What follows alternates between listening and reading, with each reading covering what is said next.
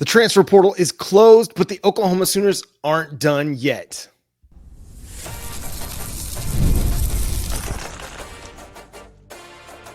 You are Locked On Sooners, your daily podcast on the Oklahoma Sooners. Part of the Locked On Podcast Network, your team every day. What's up, Sooner Nation? Welcome to Locked On Sooners, and thank you for making Locked On Sooners your first listen every single day. Shout out to all the everydayers out there. Tune in and subscribe to the show wherever you get your podcasts. Today's episode is brought to you by Amazon Fire TV Stick 4K. Turn any TV into your Xbox. No console needed. Head to amazon.com/Fire TV Locked On to learn more. He's Jay Smith, host of Unfair Sports. I'm John Williams, lead writer for Sooners Wire at USA Today Sports. And Jay, the transfer portal will continue to be the biggest topic for the Oklahoma Sooners and for much of college football, even though the window is closed for players to put their names into it. The Oklahoma Sooners are still looking to add talent to fortify their roster. Yeah, officially we're done with entries by Monday morning. So it takes about 24 hours for some schools. Schools have 24 hours to comply and put a kid's name into the portal. And because of that, because it's a 48-hour time period, 48 hours hit at, I think it's midnight on Friday was when the last entry could go in. And then probably by Monday morning, we'll have that in. So, not to confuse everybody, you'll probably maybe hear one or two more names that officially finally show up into the portal within the next hour or two. But yeah, no more players are going in at this point. It looks like the Sooners are done losing players. Looks like we're done with people entering the portal. Now for us, the big thing is continuing to shop. The Gavin Sawchuk one was a little bit of a surprise, especially because it hit on a Friday night.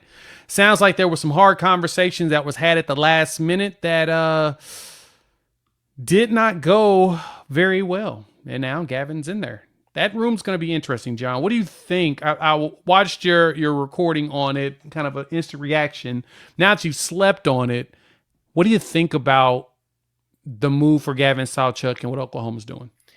For Gavin Sawchuk, I think it's a good opportunity to refresh a little bit because he is a good player. He's a talented dude with good speed. He's able to create some things. It just never came together for him at Oklahoma. Injuries, the running back rotation, whatever it was just hard for him to find a lot of consistency. And it leaves the running back room for Oklahoma still in really good shape. I mean, it was in good shape. I think it's still in good shape. Now, when I recorded this episode, Saturday morning, or that was published Saturday morning, I didn't really talk much about Taylor Tatum. I talked a lot about Jaydn Ott, obviously, Xavier Robinson, Javonte Barnes, and Torrey Blaylock, that really nice four-man depth chart. Didn't talk a lot about Taylor Tatum. Let's just say there were a lot of things kind of floating around out there in the Sooners atmosphere that created some doubt as to maybe his future with Oklahoma. But with Gavin Sawchuk entering the portal, I think it's safe to say that Taylor Tatum will still be a part of this team moving forward, and they've got big plans for him down the road. The talent is there. If he's on this team, he's a guy that has a chance to be a difference maker for the Oklahoma Sooners at running back in 2025, not just 2025, but also beyond.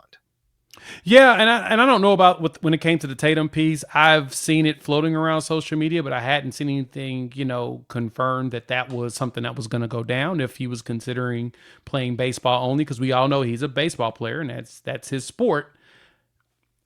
It wouldn't have surprised me to hear that that's what he wanted to do. But at the same time, now that, we are basically at the end of this and he is still here, I don't know.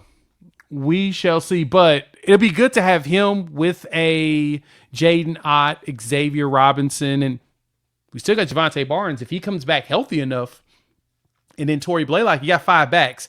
And that, to me, kind of solidifies your room. And with Barnes, he's gone next season with Ott. So that opens up 2 spots. So that leaves you with Tatum, Xavier Robinson, Torrey Blaylock, and whatever running backs you bring into this next class. So I don't think that I feel bad for Gavin Sawchuk, but he may have been starting to fall down in the depth chart. He needs to go somewhere where he can have an opportunity to start. I mean, he had 977 yards here. While I was here, he had that 740-yard season in 23. That was his healthiest, 5 straight games of 100 yards rushing. And he was considered the sleeper in the SEC as far as running backs go. But then he was dealing with, nagging injuries. And then we had injuries around everybody else on the roster. So no running back could really get going. And it really took for us to build up into the Alabama game when we started to more so Ole Miss, we started to see some life. And then the Alabama game is where you start to see Oklahoma show up and show out that we can compete. So yeah, it's bad, but at the same time, 5 running backs in your room and 5 running backs you think can actually play is a really good thing to have. Yeah, eventually you were going to run into a numbers game. This is just the reality of college football. How many running backs do you want to have on your roster, have on scholarship? And if you're a guy like Gavin Sawchuk, when you don't have much eligibility left, how much longer do you want to kind of fight for a job? I mean, he might have been still willing to, but with the move bringing Jaydn Ott in, I think it created some clarity at running back. For Oklahoma, they've still, got some moves that they can make. I don't think that they're quite done just yet. We know that they're going to be continuing to pursue wide receivers and transfer portal, tight ends potentially, and we'll discuss that coming up in the next segment. But aside from Gavin Sawchuk and maybe Devon Mitchell, have there been any like big shockers to the transfer portal other than David Stone in and out of the portal? Like, there hasn't been a big shock in the spring portal season. Now, back in the winter, I think everybody was shocked that Nick Anderson left, and that one kind of still stings a little bit. I still wish Nick was here, but yeah, it is what it is. But Oklahoma's done a pretty good job in making their roster work and minimizing some of the losses in the portal. Yeah, the Cole Gonzalez one is still a shocker to me, and I only say that as we talked about it is now we're down to 3 quarterbacks in the room. That could be a little bit of a problem down the line, but the good thing is you do have 2 quarterbacks that are capable, one that you have seen play SEC play and won a game in the SEC, by the way. Mm-hmm. He did win one. And with competent coaching, he should be able to win more. Yeah. I think Michael Hawkins will be a really good quarterback for this school going forward, because I think he now has really good and competent coaching, not only a really good quarterback coach and John Kuzieski as well as Ben Arbuckle. He'll be able to really understudy John Mateer. I think John Mateer being here is going to be a massive, massive, massive benefit to Michael Hawkins, because he's going to be able to see somebody just sling it and not care, and he's going to be like, okay, I can do that. Mm-hmm. get okay with making a mistake here and there. Get okay with just getting the ball out and making plays. Yeah. That to me is probably one of the bigger piece and component coming in. And if Hawkins learns from that well, we'll be fine. We may need to pick up one more quarterback, though. They may need to go ahead and find themselves a walk-on just in case. Yeah. Just so you have a good backup that can run through scout team. I think Andy Bass is probably done until December again. Yeah. So if that's the case, you want to have one more, quarterback that can be really good on scout team. So you may go find one of these guys in the portal that is athletic enough to be a pain in the butt, similar to some of the teams you're going to play against, to help with, like I said, being that scout guy. That way Michael Hawkins isn't doing all the work. Yeah. So right now, Jaydn gets to have basically all of those scout team reps, because you're going to give your first team to John Mateer. You might mix in Michael Hawkins with some of the first team reps at times just to give him some looks against your first team defense to continue to develop him. But he's going to get all those second team reps. And then Jaydn, he's going to get all your scout team reps. And I think that's going to be really good for his development as well. But if Oklahoma doesn't go add a quarterback, I think they're okay.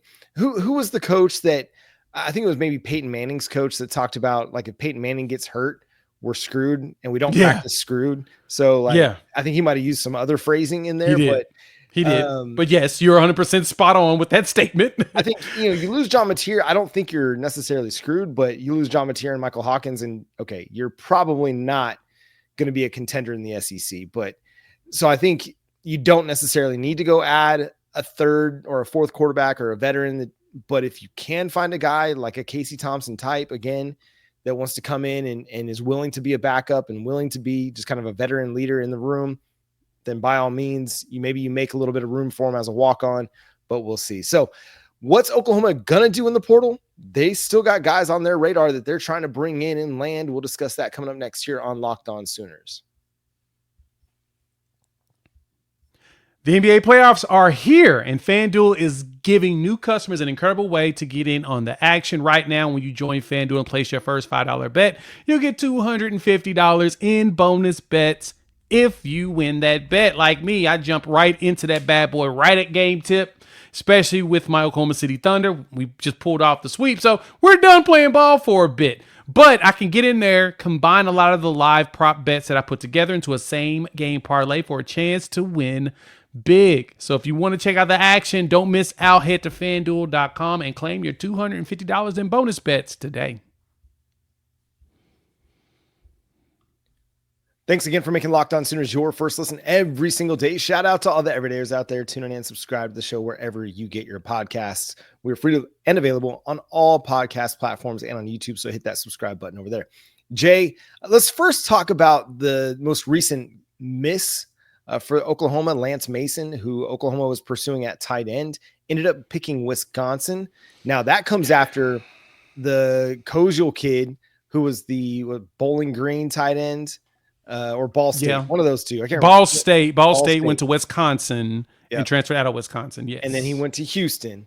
And so you were pursuing Lance Mason out of Missouri State. He ends up going to Wisconsin instead. What's your reaction to that, Jay? Oklahoma needs to show us that a tight end can get some statistics here before we expect a tight end to come here. Granted, you just picked up 3 tight ends out of the transfer portal. You lost one of your top ones who had a lot of things going on in his life. I saw a article potentially talking about he answered saying that, he was struggling with adjusting as well as dealing with some family stuff. So nothing good happened to you in the tight end room. I mean, you moved Jaydn Ott over there, who played a ton of offense when he was at high school up there in Kansas, and Hayes, Kansas. So the expectation is his 4.4 speed will lead to him actually doing some things. I don't know, but I'll say this, John.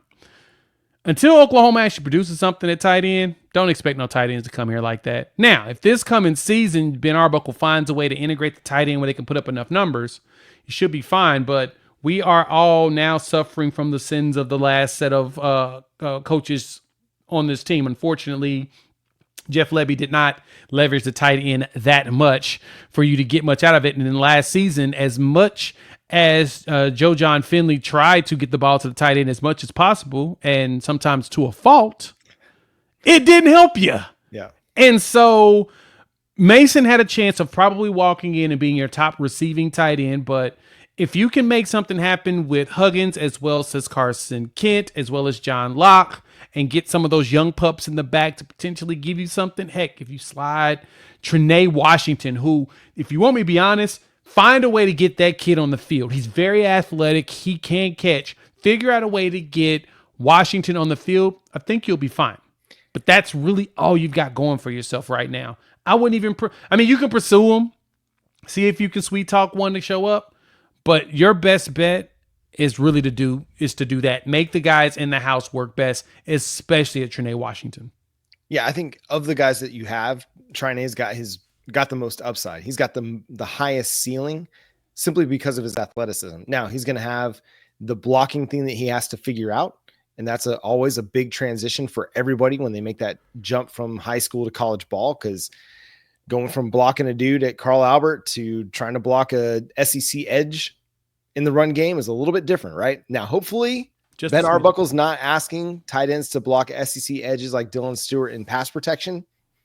Hopefully, we don't have to run down that road anymore. But it kind of goes back to everything I've been saying all offseason. If you can find a legit difference maker, a guy that is head and shoulders above what you've got on the roster, then by all means do it. Otherwise, just let the competition play out. You brought these 3 guys in for a reason. You like what they have to offer. Let that competition play out. Let Trinae Washington compete for snaps. Let Jaydn Ott compete for snaps. And then just see where the chips fall. And if you have to do a tight end by committee position, and then you have to say, hey, look, this is what we were able to get out of our tight end room, 2 prospective tight ends. And listen, maybe Ryder Mix can be an answer down the road. He's part of your 2026 recruiting class. The kid's got some talent. He's a guy that can be a dual threat at tight end, a blocker and a receiver. But you've got to start developing them. You've got to start positioning yourself as a school that's able to develop tight end position. You know, the Austin Stogner thing kind of set them back, you know, because he came and he just wasn't quite right. But you remember, you got the Braden Willis situation. I mean, that's back in 2022. That was forever ago. But the dude did break out under Jon Finley with Jeff Levy at offensive coordinator.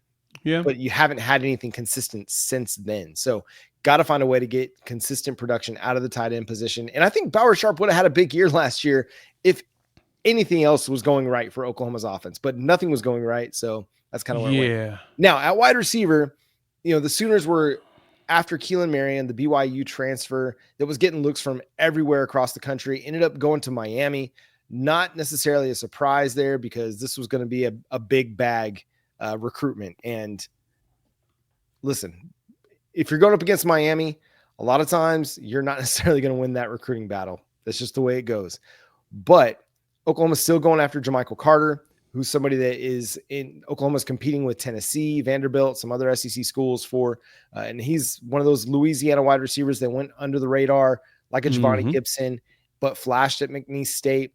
They're also pursuing a Dekel Crowdis from Hawaii, who was formerly Dekel Crowdis out of Hawaii, was formerly of Kentucky, which shout out to him. Like, if you're going to make a transfer move going from Lexington, Kentucky to Hawaii, like, bro leveled up by dropping down a division in college football play, but he got to go live in Hawaii for a couple seasons. Shout out to him, or for at least a season.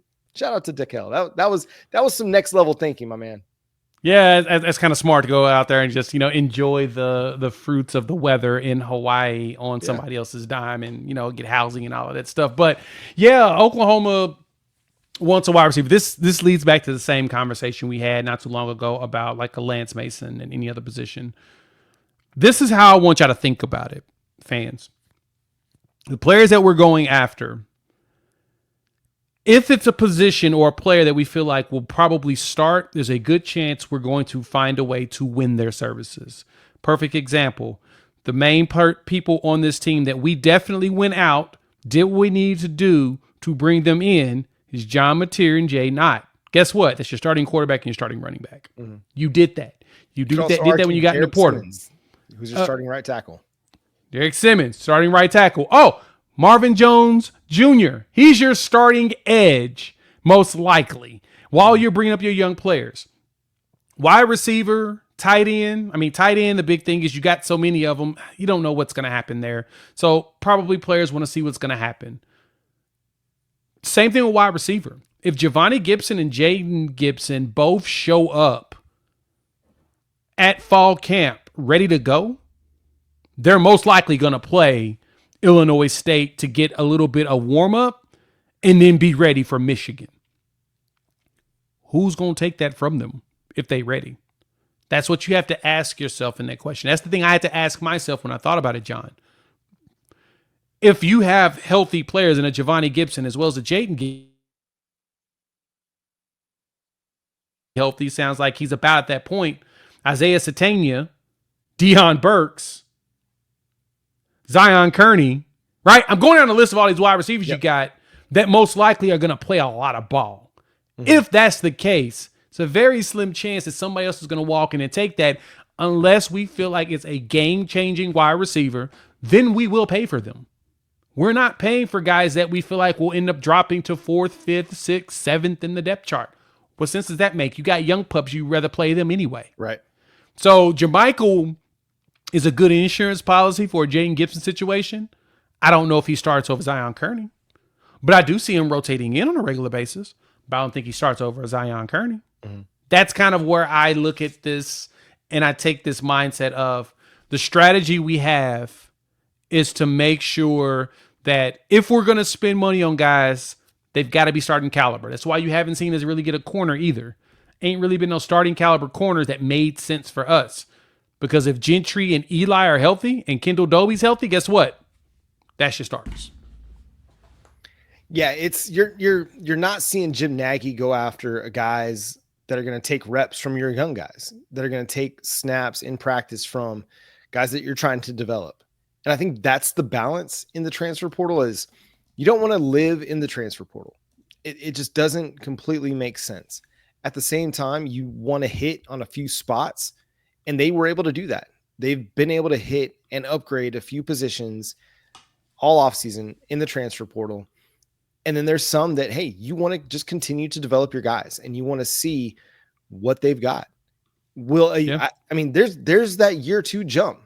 That is a legitimate thing. And we saw it from a Jaden Gibson, right? 2022, he was not really a whole lot to shake a stick at. Like, I think a lot of people were ready to run him out of town and process him out because of drops. 2023 comes around, and the dude's averaging more than 20 yards per reception. It has some like 5 touchdowns on 13 receptions, something stupid kind of production. And unfortunately, the injuries really set him back, but the talent is noticeable. So you just got to give guys time. You got to give guys time to develop. And hopefully we get some kind of injury luck this year with a Deion Burks and as Isaiah Satania. And you've got your slot situation figured out with those 2 plus Jacob Jordan. So you're not having to go down to the 2nd and 3rd level on your depth chart at every single wide receiver position. If you have at least those 2 guys healthy, okay, the outside thing I think will figure itself out. But you got to have somebody healthy in your wide receiver room to kind of lead the way. Got to have somebody healthy. Yep, got to have somebody healthy. All right, the NFL draft came and went. What does it say about the Oklahoma Sooners?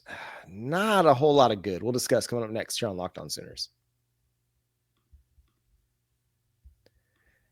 And today's episode is also brought to you by Game Time. There's nothing like the atmosphere of an NBA playoff game. Every bucket, every defensive stop, every moment feels huge. It's electric in the arena. And with Game Time, you can be a part of it without the stress of last-minute ticket hunting. Game Time makes it easy and fast to get playoff tickets, even when demand is sky high. Prices on the app actually go down as tip-off gets closer, and their last-minute deals can save you up to 60%.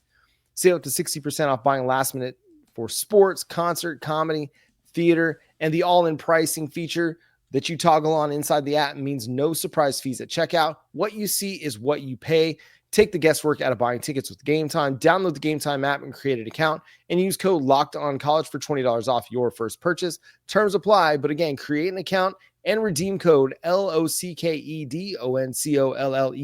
for $20 off. Download Game Time today. Last minute tickets, lowest price guaranteed.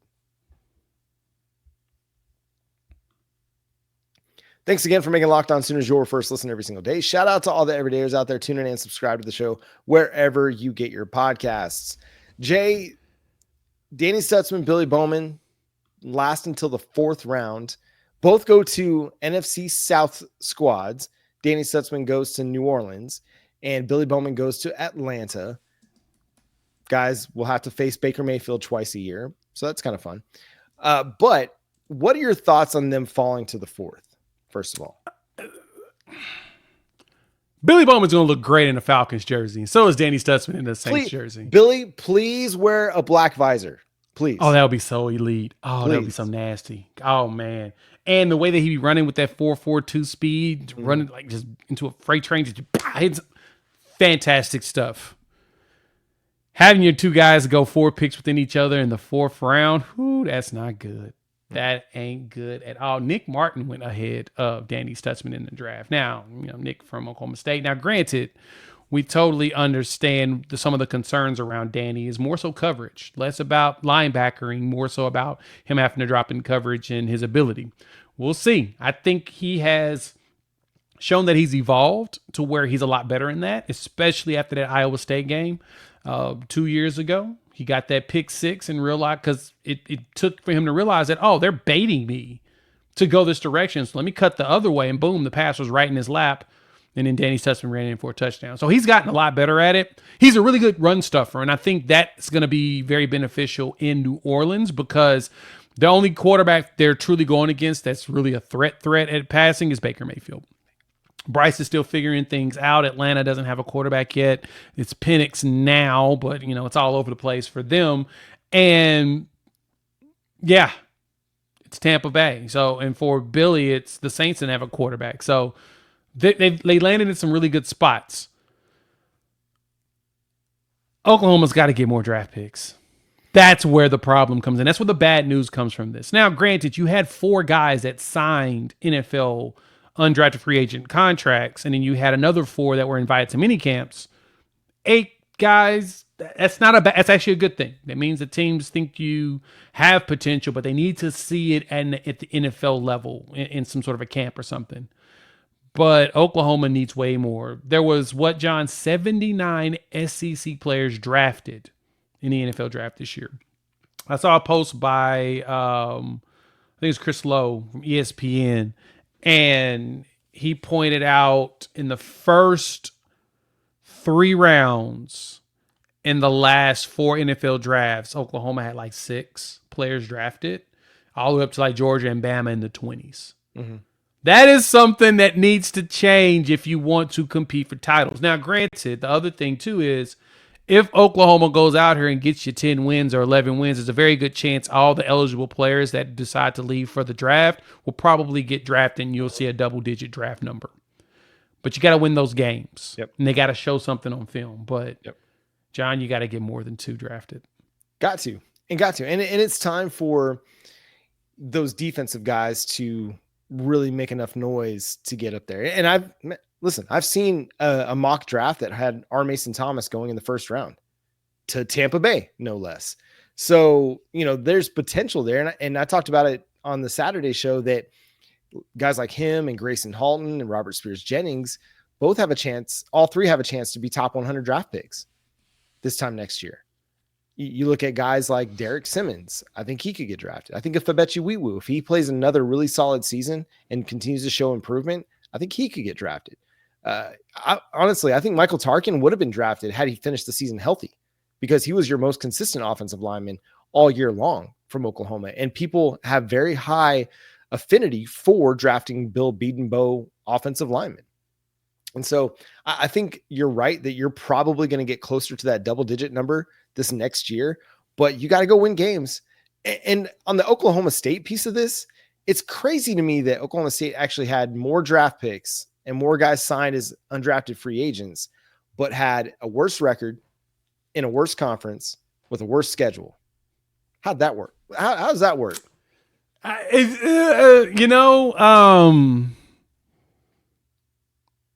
don't know, John.